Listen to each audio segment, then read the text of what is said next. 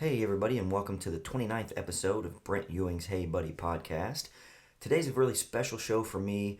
Baseball season just started up. I've been trying to have this special guest on for months. Some things kind of got pushed back, some personal issues were going on, but we finally got to sit down. I finally got to spend a little bit of time talking to my buddy, Joey Meyer. Joey spent a couple years in the Milwaukee Brewers organization, a couple years in the show.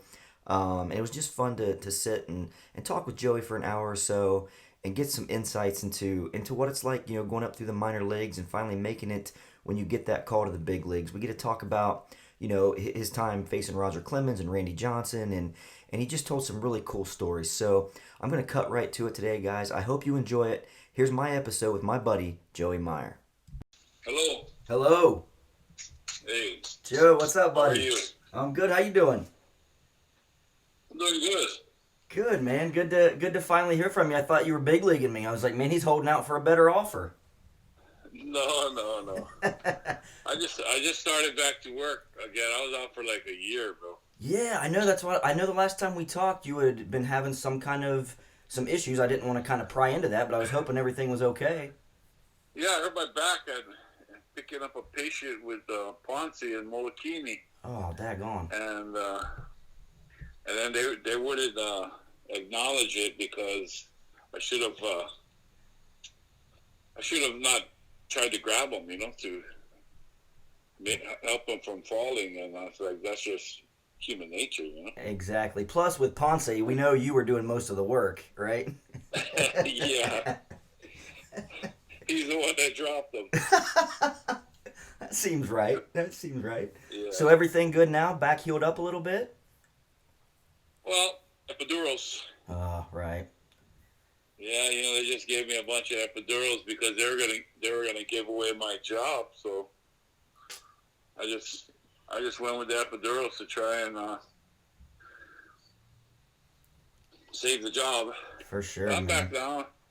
For now, I've had a few flare-ups, but they just keep injecting me, and then I go back to work. Right, daggone, man. Well, hopefully, you get back in the swing of things. Maybe things will kick back in. You'll get back, to where you're feeling a little bit better. Anyway, backs are they're so tricky. Obviously, being an athlete, you know that.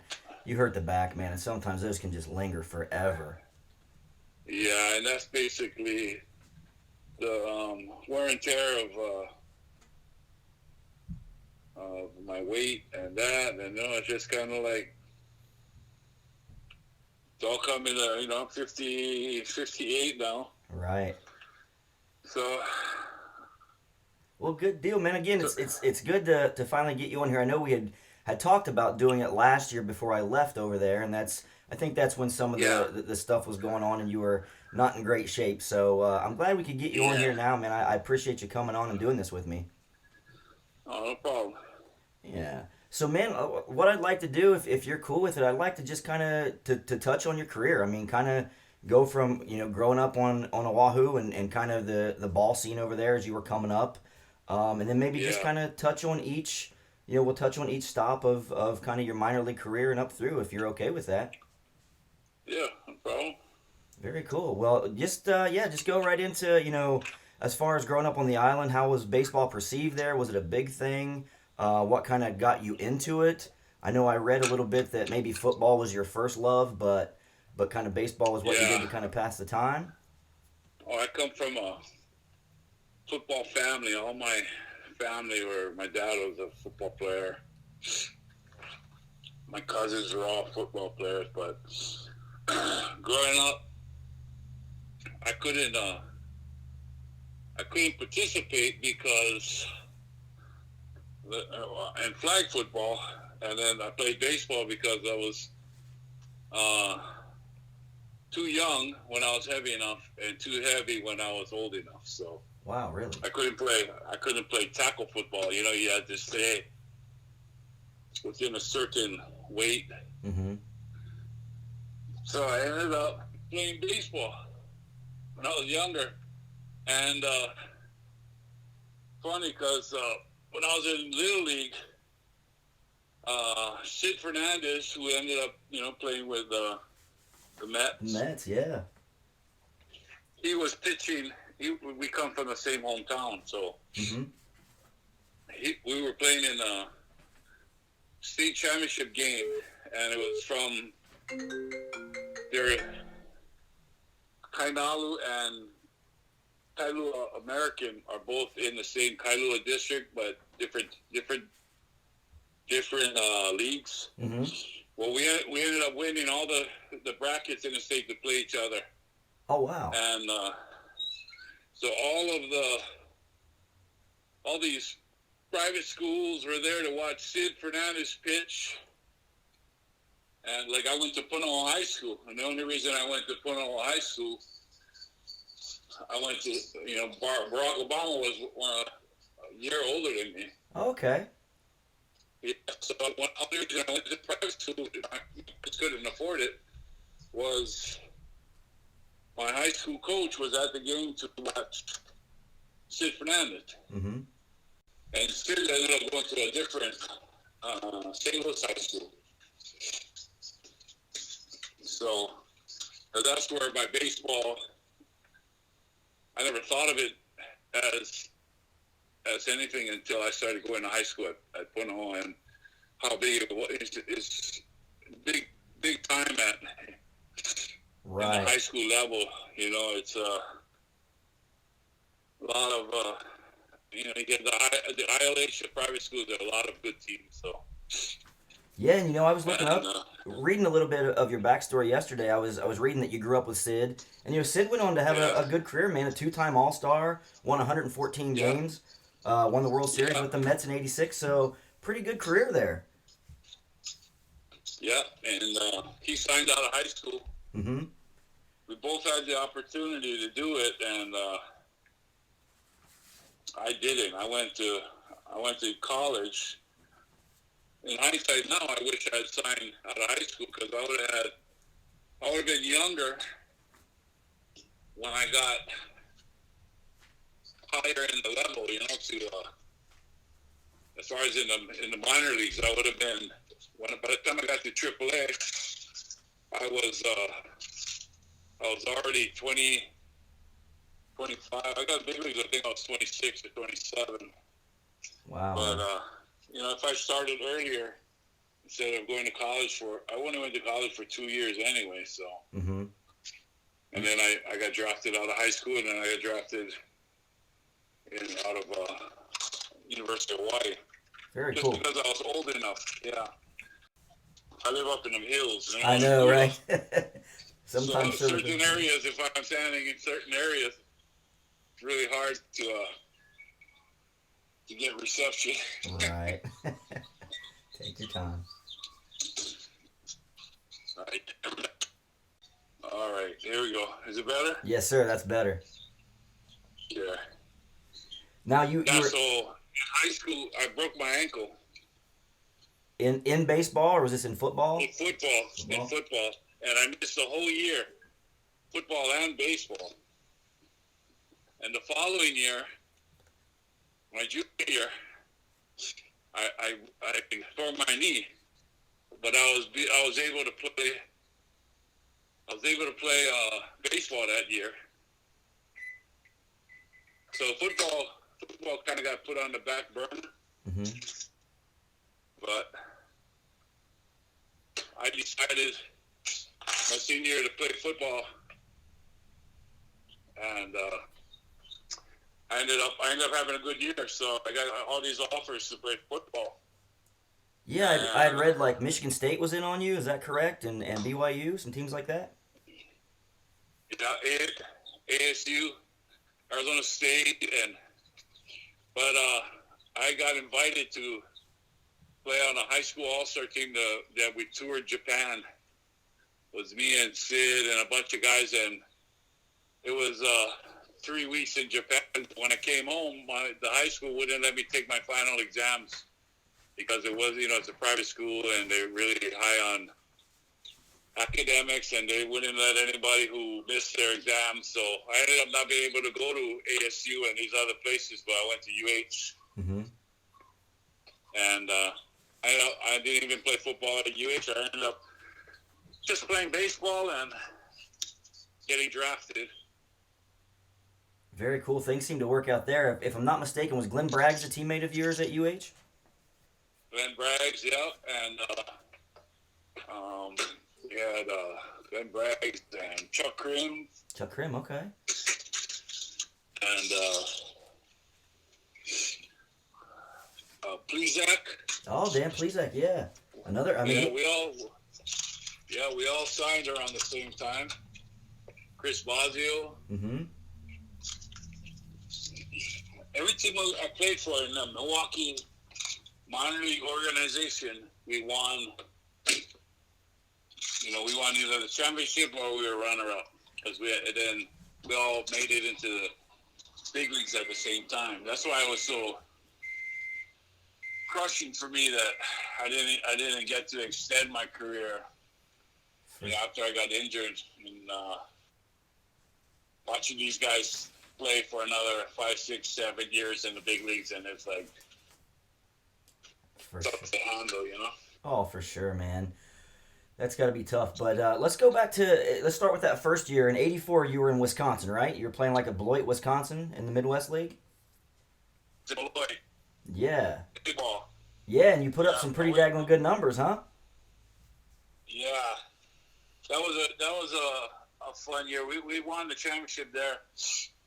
And I won the Triple Crown on the last game of the season. Really? What put you over the top? Yeah. Did you come in needing a homer? Two home runs put me over the top, and it was the last game of the season was a championship game. No kidding. And because I missed about a month that year because my dad got put in a hospital. Mm-hmm. And Paul Molitor was down at our rehabbing because Milwaukee's only like not far, from Beloit. Sure. So he was down rehabbing with us, and he caught wind of my dad being sick in the hospital. So he just, he was Paul Molitor, so he told me, "You want to go home?" Wow. And I say, "Oh yeah, I want to go home," and he made it happen. No kidding. Yeah, so that's super cool. And I'm going to talk I'll talk to you a little bit more about Molitor and Yount and guys like that later, but a quick story. I go to a lot of sports conventions over the years, and I got to meet Molitor about 10 years ago in a convention, I think in Chicago.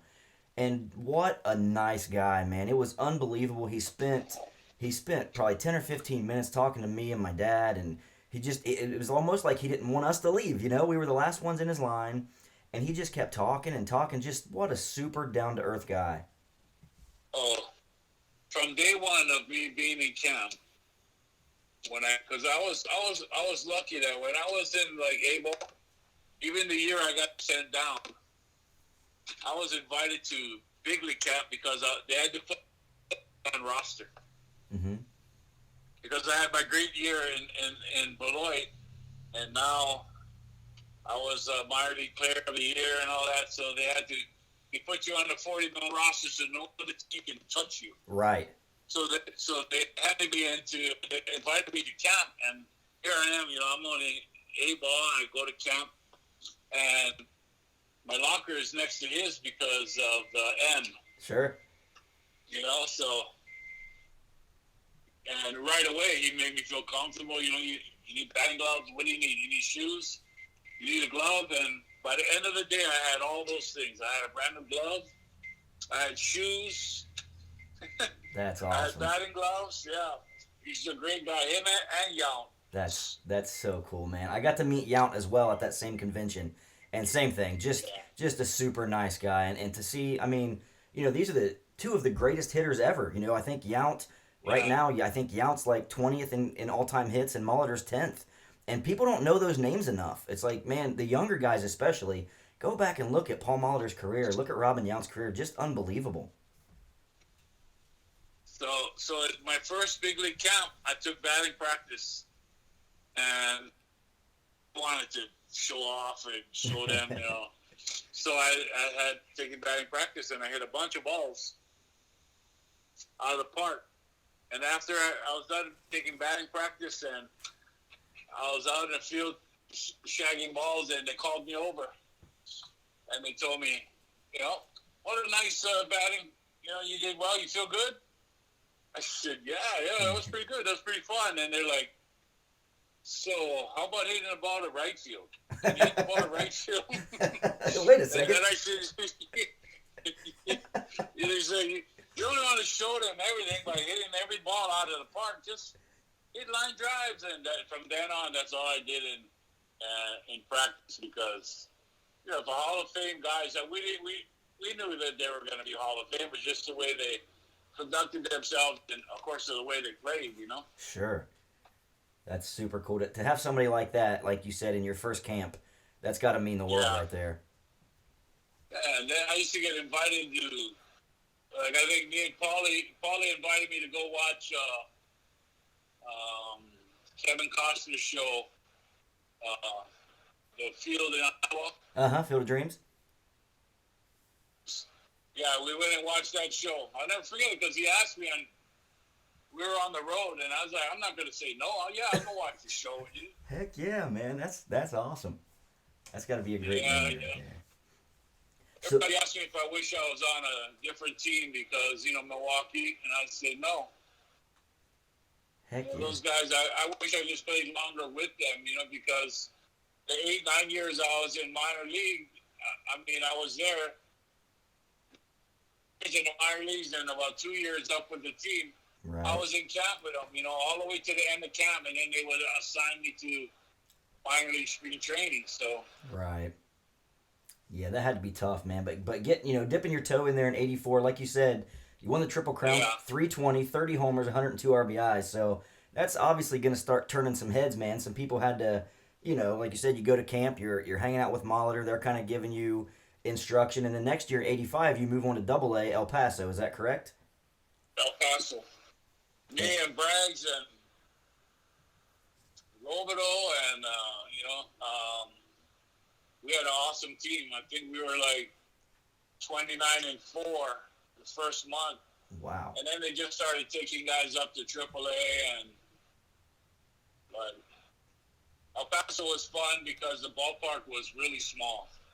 Yeah, and you put up some good numbers there, huh? Even better than the year before. The ballpark was crazily small, and Texas, the air is light, so the ball flies, Coming from Hawaii, everywhere we played in the mainland was good to hit, They used to tell me that, because in college, I only had like 16 or 17 home runs. Right.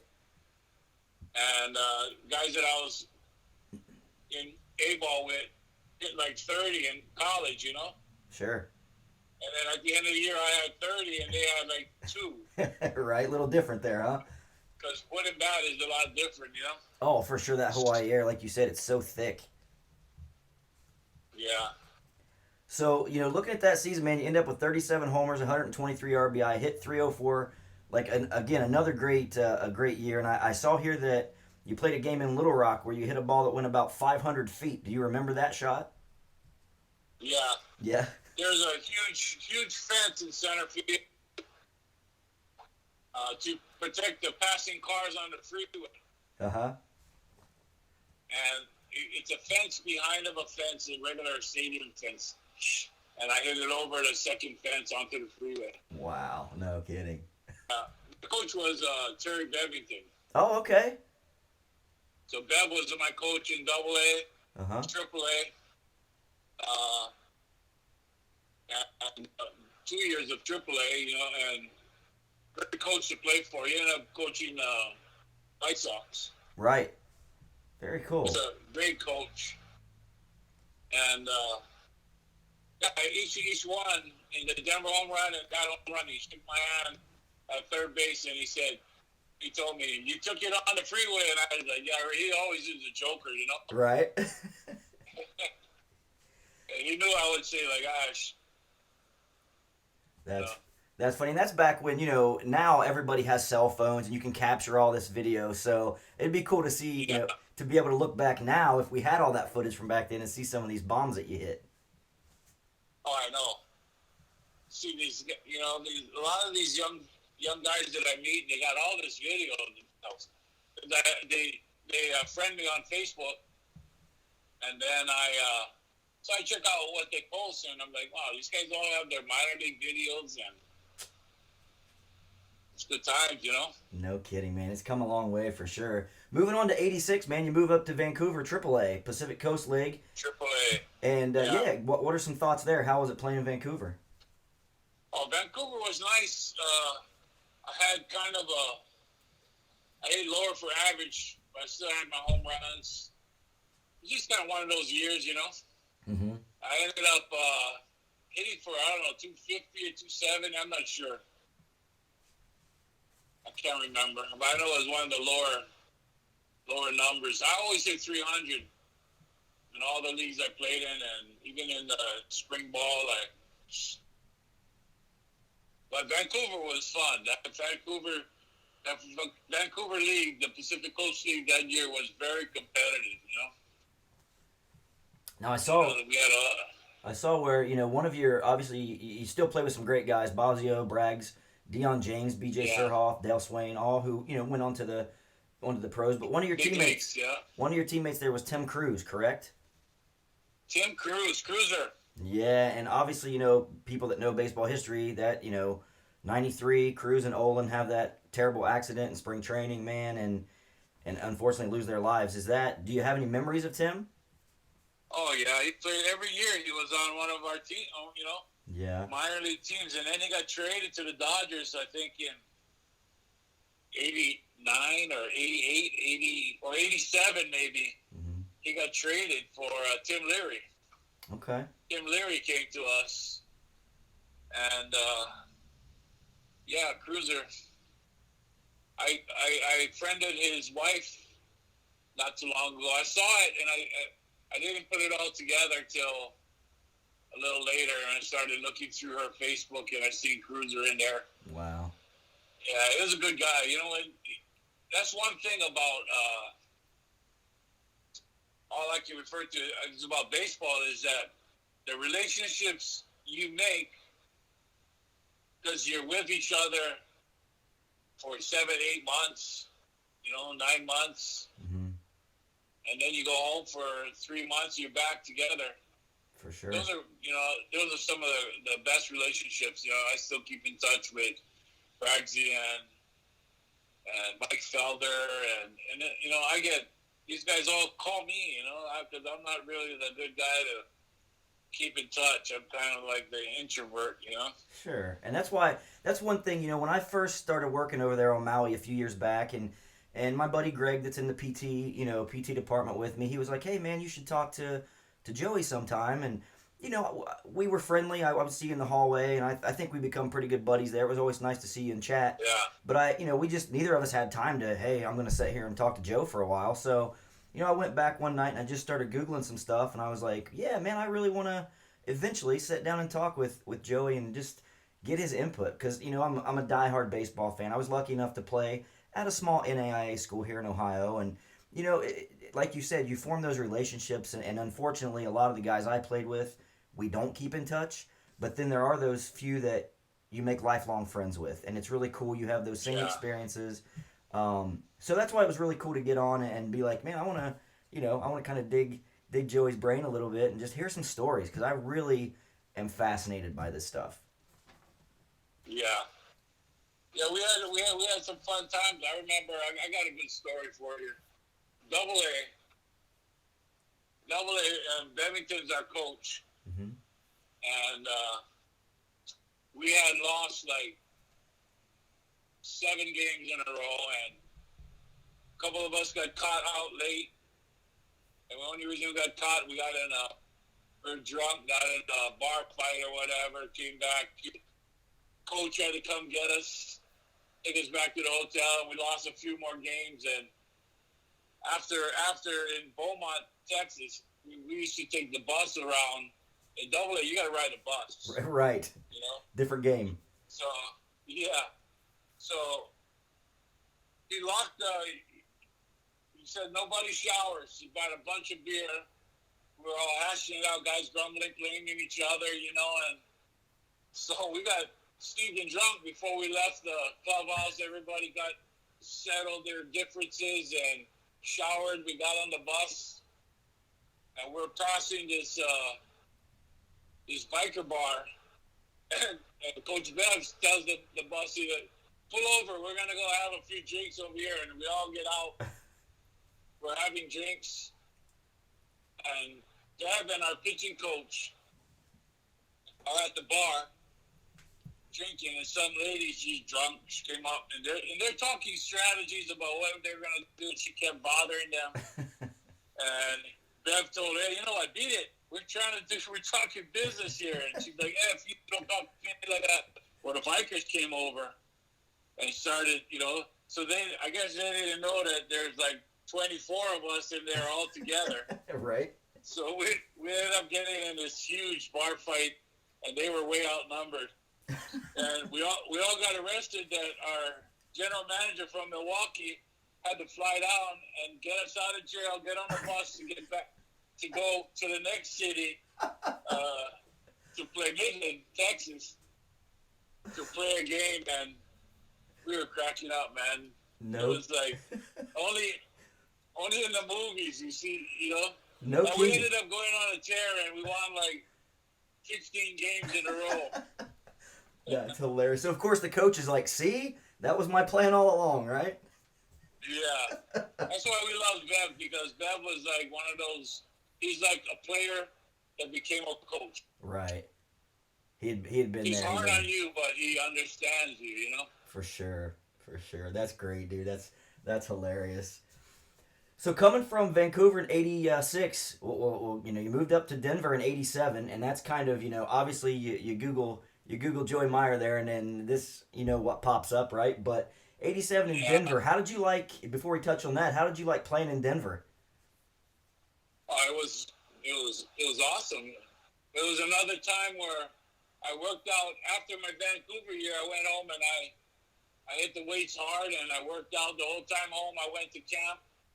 And I tore it up in spring training in the big leagues. I had like 7 home runs and 30-something RBIs, and I thought, oh, for sure I'm going to make this team. And on the last day, they sent me back to minor league camp, and I was ready to flip out. They knew it too, Yeah. Because usually they'll put a piece of tape on your locker to say, see the trainer. That's how you know that you're getting shipped out, Right. But they didn't do that because they didn't want me to throw everything around the locker room. And I went down to Denver and I played, and I had that great.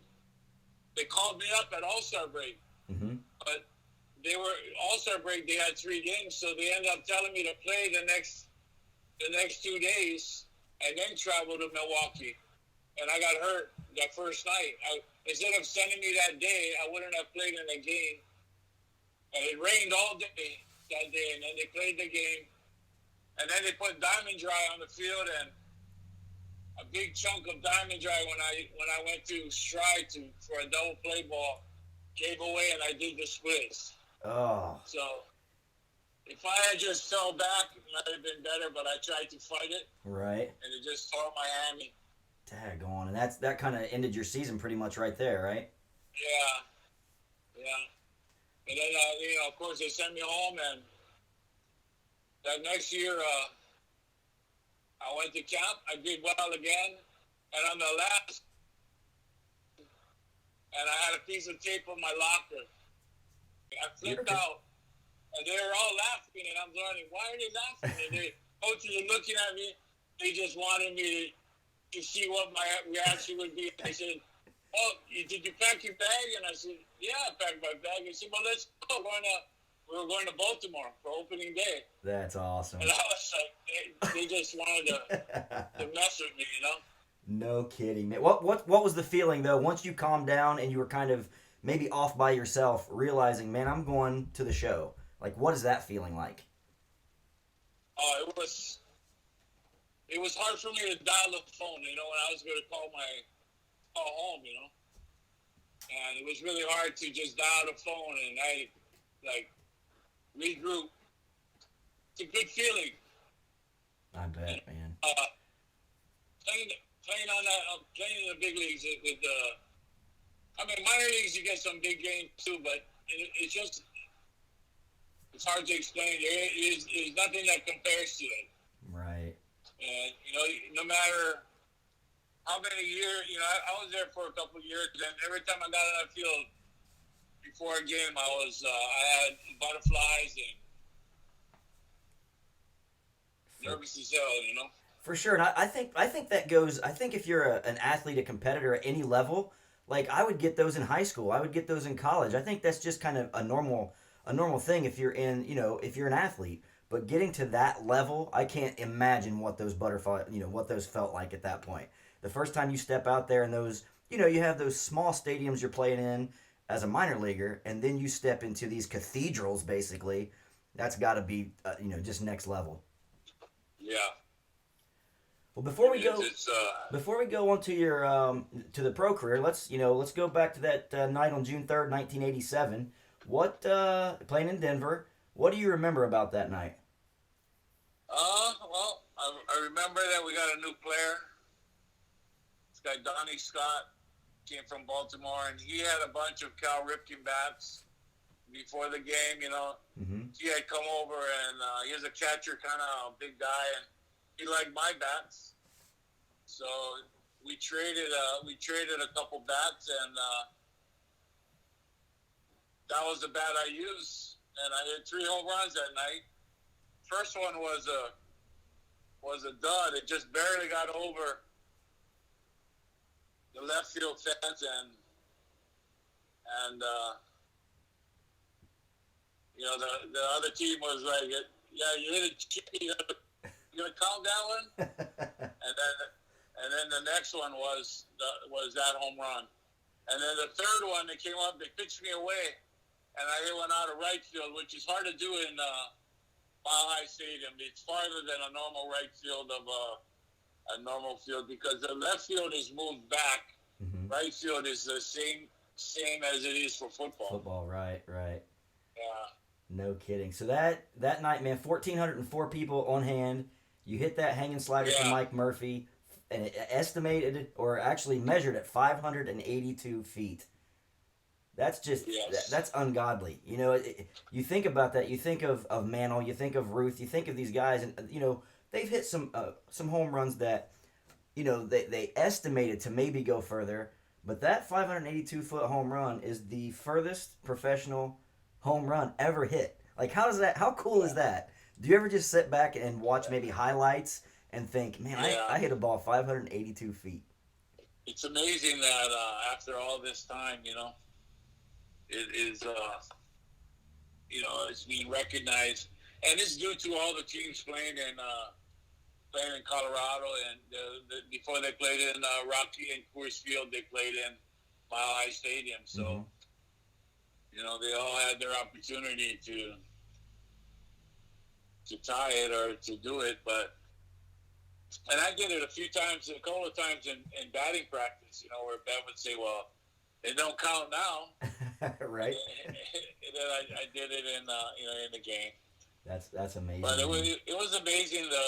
The next day when I got to the locker room, they called me to show up early, and there was a bunch of microphones taped together, and I was like, I don't want to do this. And they're like, no, it'll be fine. And then by the time I got back in there, they had all the cameras. In the beginning there was only microphones, and I was like, oh, you're just not used to it. So for sure, the guy who actually measured it is he just texted me if I could send him a couple of signed baseballs because it just got recognized on MLB.com. They wrote a really unreal article about the whole deal, and because they were Googling it, and then they had called an old number that I had, and it turns out to be my daughter's number now, and she gave them my number, and they wrote a really nice article about the whole deal, and so he said that they even called him for his ideas on it and what he thought about the whole deal 30 years later. And he said he's not a baseball guy, but he's very surprised at how it all turned out. So am I. That's amazing. That's very cool. And I'll have to try to find that article and read what they wrote. That's very cool, man. Yeah. Now, it wasn't the original plan what I read. They were originally going to give you that seat where the ball landed. Did that ever happen? Yeah. No, I gave them the bat and the seat and the ball. Okay. So it's in Coors Field. There's actually a seat that was next to it that's in a museum across the street from Coors Field. It's called the National Baseball Museum. Very. And they have my jersey. I signed the jersey. I went back a couple years ago, and I signed the jersey and the ball and a hat.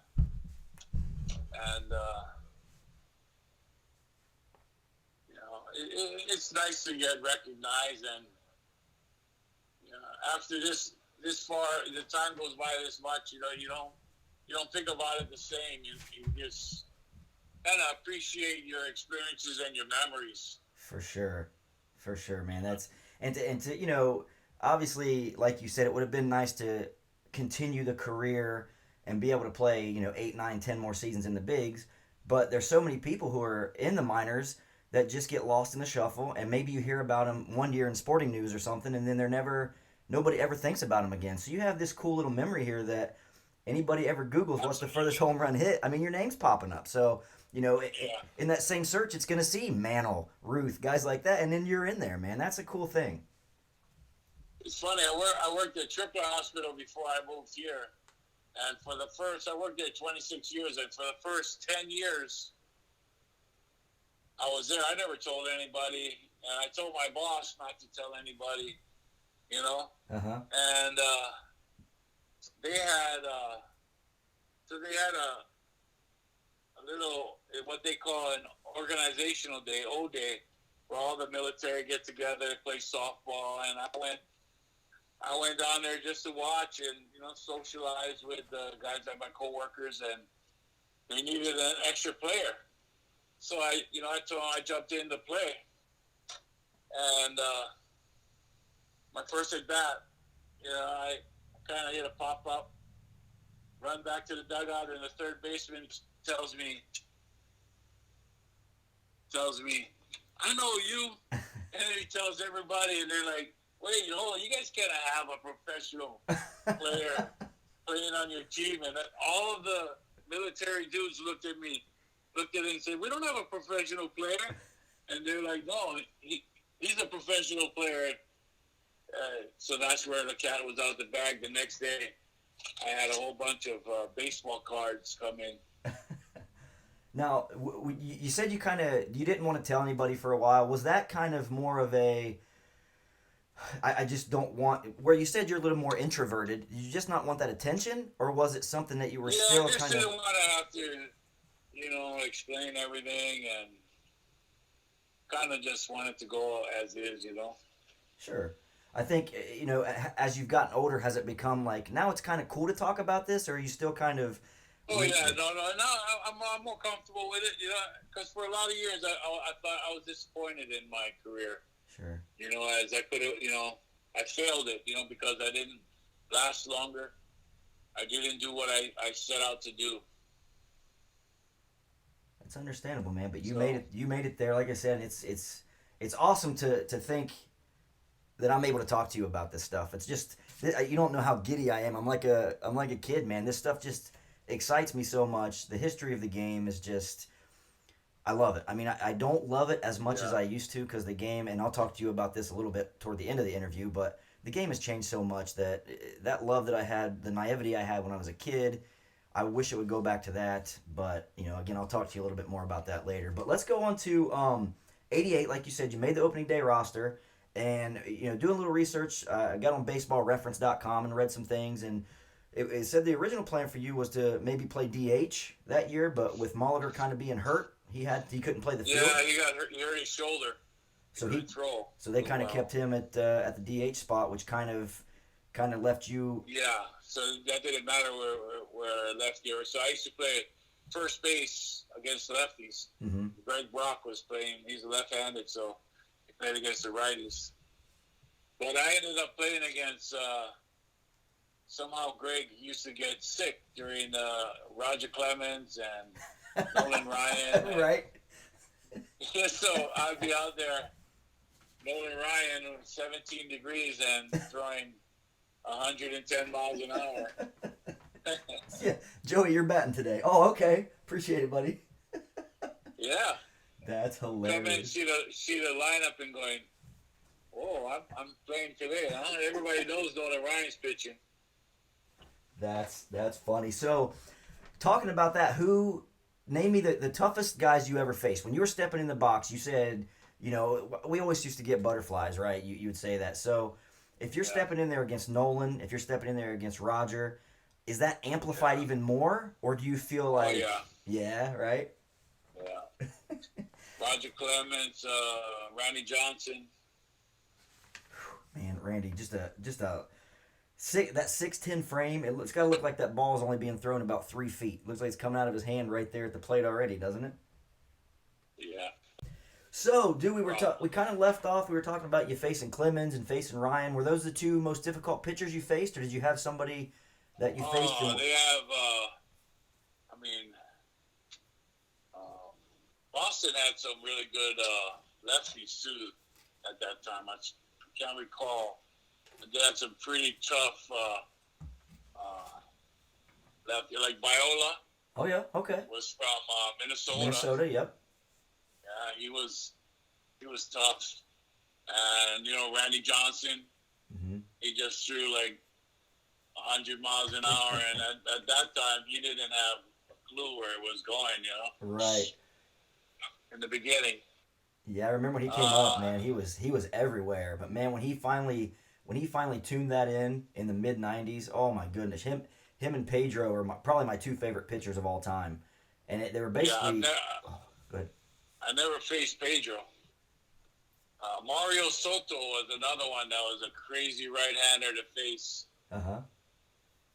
He was a pitcher with the Reds, I think. The Reds, yes sir. Yeah. We used to play them, and I played them in winter ball in Dominican Republic, and the guy threw pinpoint accuracy about 95 miles an hour, but he would throw at your head just for the fun of it. Bob Gibson Just to, style. just to get a reaction.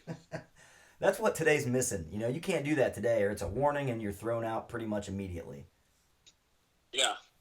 I mean, back in these guys, they don't realize, back when I was playing, put it this way, I hit a home run off Roger Clemens, and Was that the walk a off? walk-off home run, and he struck me out my first at bat, 3 pitches. My second at bat, I hit a dribbler back to him, and he actually let me run a little bit before he threw the ball. And then we faced each other in college. But and then my third time up, he just abused me. I didn't even swing. A couple of hard fastballs and then a curveball. Anyway, I was leading off the 9th inning, the bottom of the 9th, and it was 1-1. And they told me that my day was done. Mike Felder was going to go in and hit for me. So that was the inning. That was in the 9th. They told me, you're not going to hit. So I went up to the locker room, put my bat and my helmet away, took my shirt off, grabbed a beer. I was going to watch the rest of the game on TV. And then all of a sudden the bat boy came running back. He said, they want you now down there. So I put my shirt back on and I ran back down.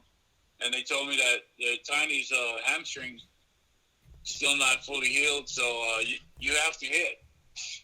So I grabbed Tiny's helmet and my bat, and I went up there, and the first pitch I hit a home run.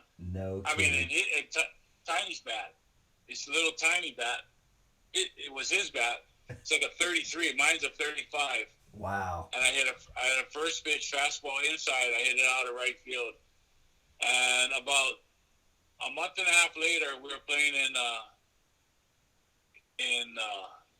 Boston, and I was playing first base.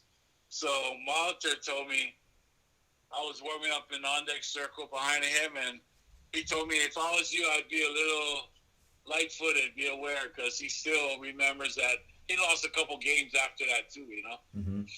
So he still remembers that home run, and I'm like, what are you talking about? He said, just watch yourself.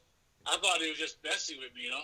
Right. He threw four pitches at my head, and when I was running to first base, he yelled out, "We're even." He could have hit me, you know, but Oh, for sure. he just wanted to let me feel the pain that he felt, I guess. No kidding. And you know, nobody ever hit a walk off on him, and I was just happy to make contact, you know. That's funny that two of the most memorable home runs that you hit, one was with bats that came down from Cal Ripken, and another one was with this bat that wasn't even yours. Yeah. That's crazy. Yeah. So that season, man, you ended up with a pretty decent playing. I think probably got about 330 at bats or so. Hit 263, Yeah. 11 homers, 45 RBI. So pretty solid for half a season. And then the next year I came back. I was on a team, and I just didn't get to play. I got to play start. And I read back, and Trevor Horn was saying, well, you know, he was never consistent, you know. Mm-hmm. And I was like, you know, all the baseball people got to be reading this and saying, what do you mean consistent? I had a game about every week. I had one game or four at bats. How are you going to be consistent? Exactly. You know? You gotta play. My consistency came from playing against right-handers. Mm-hmm. I hit right-handers well and left-handers, but in the minor leagues I played every game, you know. Yeah, baseball is so much repetition, man. You gotta see the ball. You gotta be in there. You gotta take hack after hack. Taking a week off, man. I can't imagine being relegated as like a Lenny Harris. You know, Lenny Harris made a career out of being a pinch hitter. Some guys can do that. Yeah. But man, for the most part, you got to be in there. You got to be seeing live balls, live action. Yeah, and it was tough to take, even though I had to read some of that stuff. It's tough, but I know that if I had a chance to play every day, and in that year, the next year, Minnesota was interested, Mm-hmm. but they sold my contract. They gave me a lot of money, but they sold my contract to Japan. They didn't give me a choice.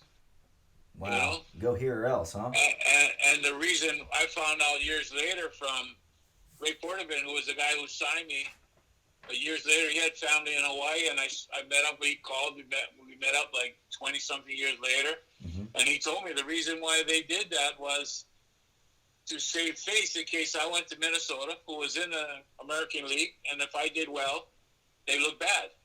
So they rather ship you off, and I'm going to Japan. And when I came back, Minnesota took me, but it just never worked out over there. No. Chili Davis was signed during my spring training with Minnesota, Mm-hmm. so they traded me to Pittsburgh because Chili Davis is lefty-righty. Sure. Yeah. And that's when the Pirates had Orlando Merced, I believe. Is that same year? Orlando Merced was with me in the minor leagues. He went up because I broke my wrist. I was going up, and because Sid Bring went to Atlanta. Atlanta, yeah. Wow. And then, so I was playing down there until the trade contract got all done, and I went to Buffalo. I ended up breaking my wrist, and I just tried to get back too quick. You know, they kept saying, "Don't, it's too early," and I kept going out there and pushing it, and I broke my wrist 3 times, and finally they did surgery, sent me home, and ended up having to watch Minnesota go to the World Series, and Pittsburgh go to the final game of the National League Championship against Atlanta. Against Atlanta, yeah, I remember that. And I told my mom, I told her, if Pirates win this game, I'm gonna go drive my car off the poly, because that was when both teams did. So no kidding, man. I was 9 years old. I was 9 years old when that World Series happened. I remember that. That was a good that Twins team, man. Dan Gladden and Kirby Puckett and Herbeck and Gaetti and those guys. They had a solid team. You're talking about the greatest. I mean, there's another great bunch of guys. Kirby Puckett. And just being in this short time I was in spring training camp with them, and just everybody was so close knit.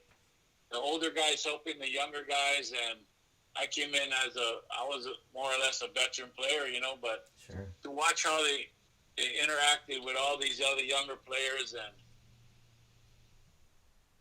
it was, I was bummed when I got traded, but I could see that Chili Davis, once they got Chili, that my time there was done. Right. Circling back, Joey, to that time in 90 when you were in Japan, what was that experience like playing over there? It was a little difficult because I think my attitude was different. I didn't want to be there, Sure. I was traded, and I felt I got shorted, and there I am in camp with these guys that little guys all excited about their spring training, and I don't know, and the work ethic over there was crazy. I started enjoying it once I got my head into it, but they used to drain these poor guys out. Every day they had to do infield drills, outfield drills, run before a game. So by the fourth inning, they're done. No kidding. All they're up at the plate, they're bunting, and it was all up to the two American guys, me and Jim Pachorik, to provide all the power. If we came up with a man on third, they were upset. But we get up, man on third, 2 outs. Right. Man on third, 2 outs. How often the odds of the game aren't going to let you. You're not going to pull in a run every time you get up there. For sure, man. Now, if it's less than 2 outs, you can hit a fly ball. You can a lot of things you can try to do. Yeah, and the game over there is so much different. They rely a lot on speed, a lot on defense, a little bit more small ball, things like that. So your game. And I think. Go ahead. I think now with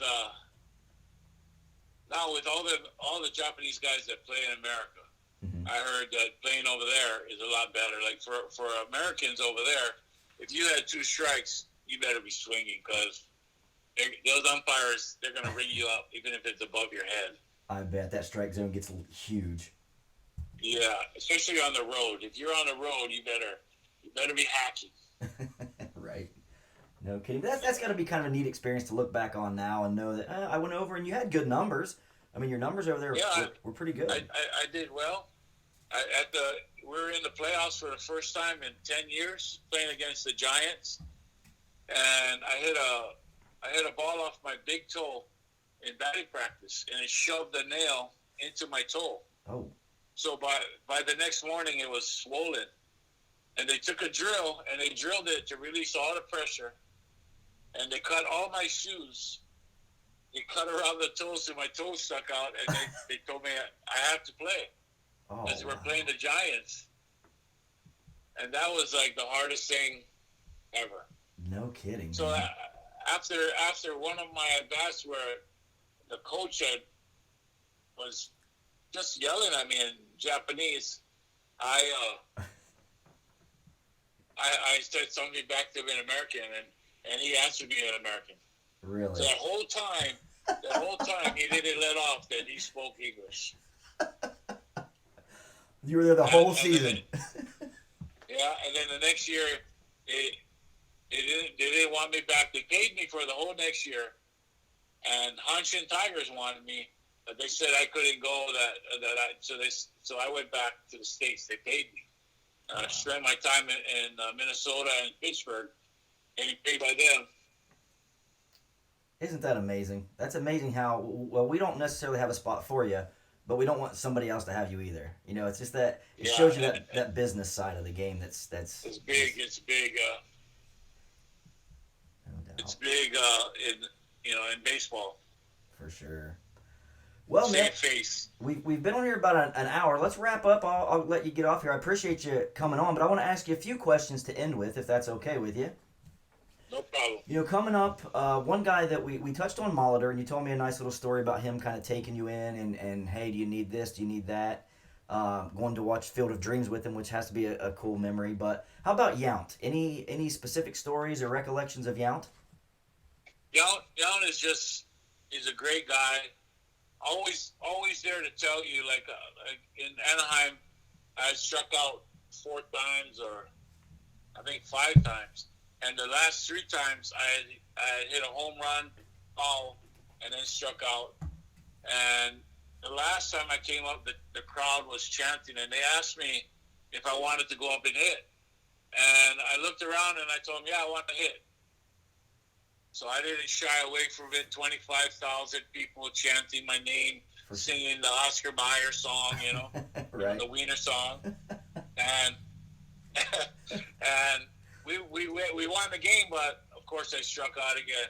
My last at bat, I hit a line drive down the right field line, and it just went foul. And right there in my brain, I was like, oh, I know what's next.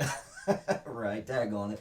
Right. So I was sitting in my locker, and he came up to me and he said, he used to call me Roscoe because he gave everybody nicknames, and he called me Roscoe because my first name is Tanner, so he gave me the nickname Roscoe after the tennis player. So he came up to me, he was like, Roscoe, you know we won the game. And I said, yeah. And he said, you know we won the game. So get dressed and let's go. We won the game. Wow. So that's the kind of guys they were. For sure. Just wipe it off and go back the next day. Yeah. Now, and, Robin Yao, one day it was 17 degrees. Everybody struck out, like, every at bat. And it was on the in the newspaper of USA Today the next day, right? He struck out everybody. Robin Yao went 4 for 4 with 4 doubles off him. Wow.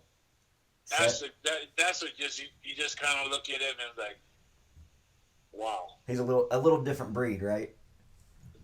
Yeah, different breed. No kidding. Now you also play with the young Gary Sheffield. Was he still in the organization when you came up? Yeah, he was there. What? He was locker next to me.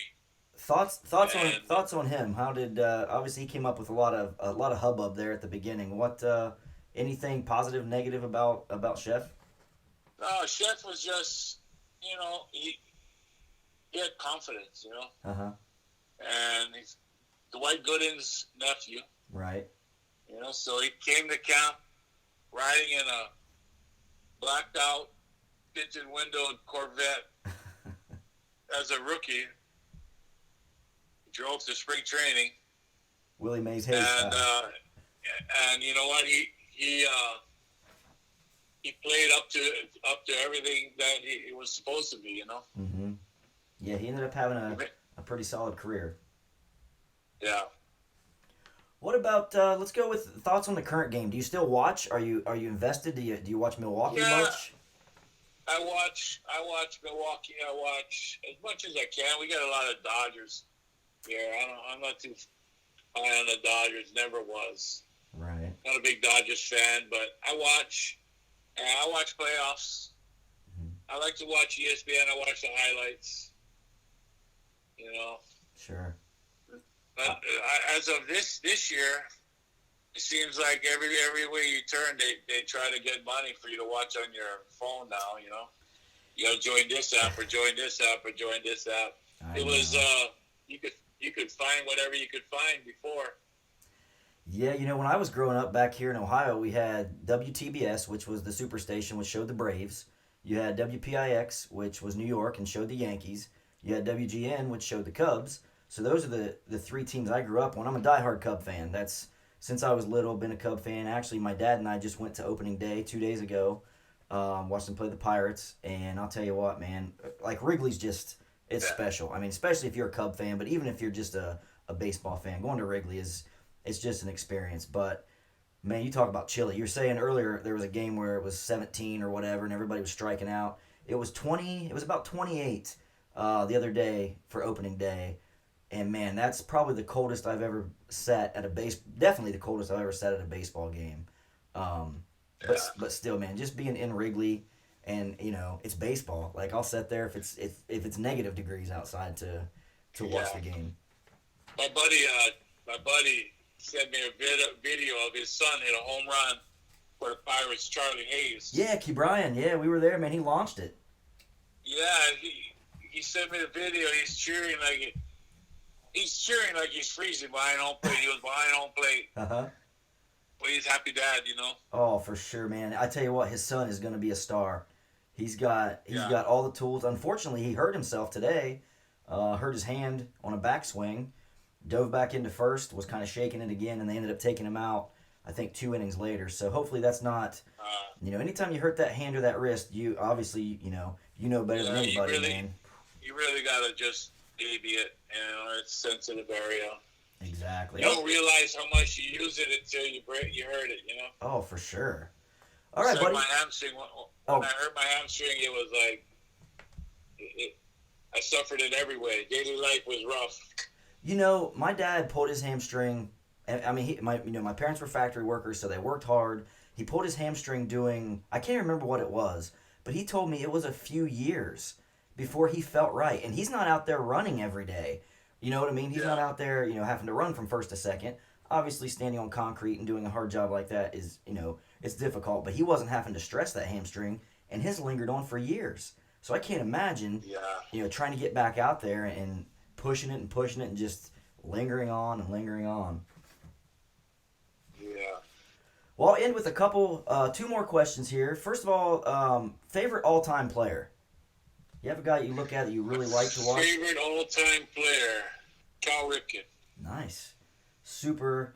And not because I used his bat, but just because I remember warming up in the outfield, and you kind of run into him. He's warming up on the other side, and he took time out to say hello and say, how you doing? How's everything going? And run back the other way. He told me, saw you hit the ball yesterday. You look good. Wow. He didn't have to. He's just a real nice guy. That's very cool to get those words from a guy like Cal. And the way he played, and watching him play day in and day out, and playing the game, what he did is extraordinary. Unbelievable. Hard to do. Never be broken for sure. That's just guys are out injured. Go ahead. He played injured. Oh, for sure. There's no way. For sure. We talked about a little bit earlier about the game today and how it's changed. Is there the inflated contracts, man? This stuff kind of came along crazy just after. I remember back in 90. I'm thinking 91, 92. Canseco was kind of the big man in the game at the time. He was my favorite player as a kid. And I remember him signing like a 4 or 5 year deal for $23 million. And everybody thought, man, that's absolutely crazy. Well, now you got guys signing for $450 million. I mean, what the heck? What's going on, man? That's and could get hurt at any time. Yeah, I don't think it's good for the game. But when it comes out, you just see that how much these owners have been keeping for themselves over the years.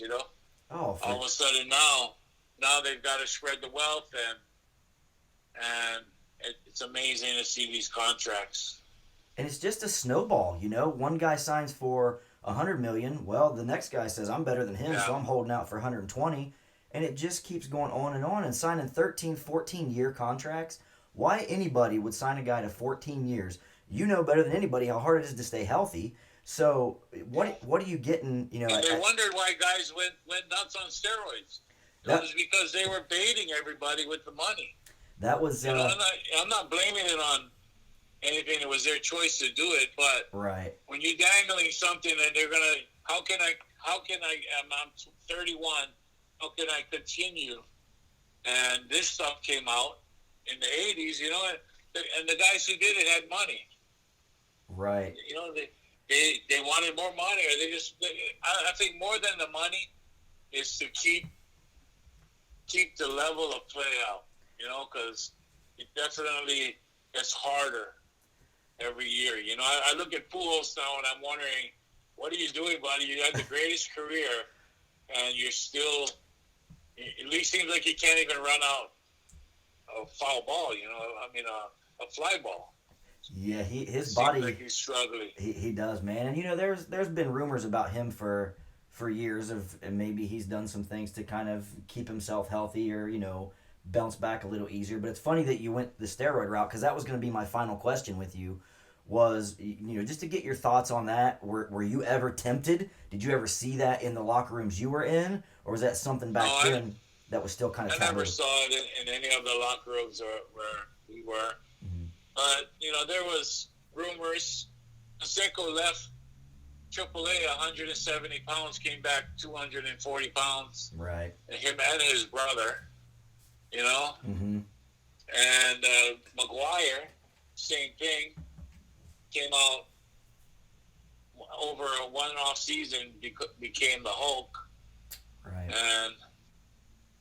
And, after that, it's just, like I said, you look at all the guys that did it, they all had big money contracts. And the guys that, the guys that got caught were ratted out by guys that got caught. That's the bottom line. That's true, man. That's I grew up. I was born in '82, so my childhood. I have memories of late '80s as far as sports go, but really my childhood started in the '90s, going up to the 2000s. That was kind of my middle school, high school years where, okay, this is my favorite player. I'm going to start investing in these guys, and I look back and I feel cheated. I feel like, man, I watched all these guys, and I'm pretty much a purist when it comes to the game. So I look back and I see, Canseco was my first favorite. Well, this guy's he's a joke. Unfortunately, he's kind of become a caricature of himself. The stuff he does now for money is just ridiculous. But looking back, his career was in a little syringe. You go into, like you said, McGuire and Bonds, and even, Sheffield, whatever, the cream, the clear. Sheffield, they all did it, It's like, man, that stuff. And then it obviously took a whole other turn with Bonds and then A-Rod, because they were supposed to be, two of the greatest. But it's like, man, you cheated the game. You're never going to be looked at the same. Yeah, you got your money. You got your, hundreds of millions, but you're just... I feel cheated having to watch guys like that. Every guy that got close to the 50 home run or 50, except for this young boy that's at New York now. Uh-huh. But all in the past, everybody that came close to 50 was juicing. Yeah, remember the year when Brady Anderson hit 50? Yeah. Remember that? It's like, what? Juicing. Brady and Raphael was juicing during that time. Yep. Unfortunately, that's... Even Clemens got caught, and why would you do that? You're like one of the greatest pitchers of all. You go and throw that all away. Right, and it's like, dude, you don't deserve to be in the Hall of Fame. If you do that and you have to take those shortcuts, keep them out. I don't have any respect for you as a player doing that. Yeah. Everybody still wants to argue, oh, you still have to hit the ball. Well, yeah, but you're hitting a 295-foot fly ball, or you're hitting a 375-foot, fly ball that's going to leave the stadium. So when you're born with an eye and a swing and to do the game, and you enhance it with something, you still have to hit the ball, but you're born to do it, but you're enhancing yourself. That's cheating. Absolutely. Absolutely. I have no respect for that. I'm glad they kind of, Major League Baseball wants to say that we've got the strictest policy in sports now, and it's like, yeah, but look what happened. I mean, it drove a lot of fans away. And you know what? They let it go because it drew fans. The home runs, even made the ball tighter. Right. Remember during that time they called it they had a name for the ball they made because they tightened the ball up in the middle so it jumped more, so they would get more home runs, and then they went back to making a different ball, and it's just integrity of the game changes all the time, and it's all due to money. Absolutely. Do you ever look at those big contracts and just get frustrated? Like, do you ever think, man, if I were coming up in '99 instead of '89, maybe I make a $3 million signing bonus, or they sign me for a 2-year $8 million deal. What's funny is that we played in Detroit one year, and they had the old timers game there, and we had all the old timers in the locker room, Jody Maggio and all them telling us how much money we made, and I'm like thinking about that all the time. Here's these guys, they're not around to see what the contracts are now, but they thought our $80,000 a year was a lot to them, and now it's like I think minimum salary is $450,000 or $500,000 now as a rookie. Isn't that crazy? And that's not that long ago, man. That's 30 years ago. And the salaries went from, like you said, 80 or 90 grand a year to guys making, I think Trevor Bauer signed the highest contract per season after one good year. And he signed like 1 year he's going to make $40 million for a guy who's like Yeah, 8 games over 500 in his career with a 3.5 ERA. I'm like, and he's cocky as hell. oh, he's tough to like, man. He is very tough to like. Yeah, yeah, he is. Well, Joey, man, dude, I've had a blast. I appreciate you doing this with me. Same here, brother. I'm gonna be back on Maui at some point in the near future for a vacation. I'm hoping to still get back All there right. and work at some point, but I'd love to get with you, get dinner, get lunch, Visit. or Yeah, just say, hey, man, I really appreciate you taking the time to do this with me. for sure. All right, bro. I'll talk to All you right, soon, brother. okay? Okay. All right, God bless, buddy. Take Thanks. care. Same here. Bye-bye. All right, guys, that's today's episode. I hope you guys had as much fun listening to that as I did getting to sit down and talk to Joe for an hour or so. If you haven't had the chance yet, YouTube it, Google it, check out that home run that Joe hit there in Mile High back in the '87 season. Just an absolute blast. Again, I want to thank Joe for coming on with me. Such a nice guy. I'm proud to be able to call Joe a friend. And I hope you guys enjoyed it. So we'll be back soon with the 30th episode of Brent Ewing's Hey Buddy podcast.